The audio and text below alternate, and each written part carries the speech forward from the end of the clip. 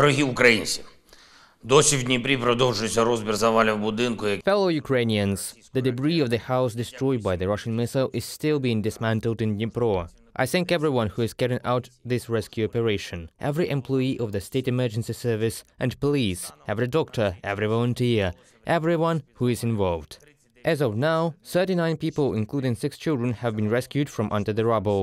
In total, 47 reports were received about those who could have been in the house at the time of the strike and whose fate was unknown. The information about 22 people has been clarified. It is known about 44 dead, including 3 children. My condolences to all whose loved ones were killed by this strike. The Security Service of Ukraine has already started to gather information about those Russian military who prepared and carried out this strike.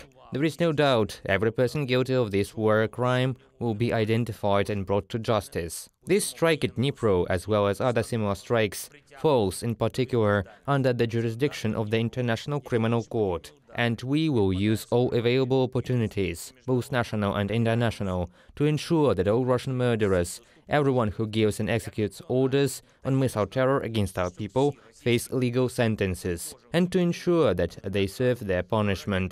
This is a fundamental task for Ukraine and for our partners. I thank everyone who supports our country on the path to justice. On January 16th, I spoke with Prime Minister of the Netherlands, Mark Rutte. He is one of those who help Ukraine the most, particularly in the issue of justice.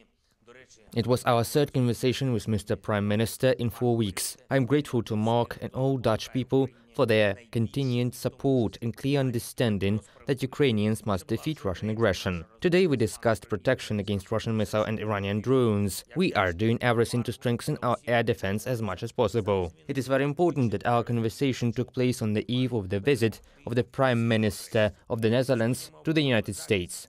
What happened in Dnipro, the fact that Russia is preparing a new attempt to seize the initiative in the war, the fact that the nature of hostilities at the front requires new decisions in the defense supply, all this only emphasizes how important it is to coordinate our efforts of all members of the coalition to defend Ukraine and freedom, and to speed up decision-making. On January 16th, there is a good example from the UK. A new package of defense assistance has been announced, exactly what we need. Tanks, other armored vehicles, artillery.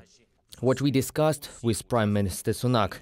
I thank you, Rishi. I thank you, every Briton, for the tangible and timely support. I held a regular meeting of the staff. The questions are as follows. Interaction with our partners, counteraction to missile terror, possible scenarios of enemy actions and response to each of the possible scenarios. There were reports of commanders, intelligence chiefs. There were also necessary decisions. The situation in the Donetsk direction was considered separately and in detail. Soledar, Bakhmut and other cities against which Russia has concentrated its last most prepared forces. We also reviewed the situation on the southern front. We see what Russia is preparing.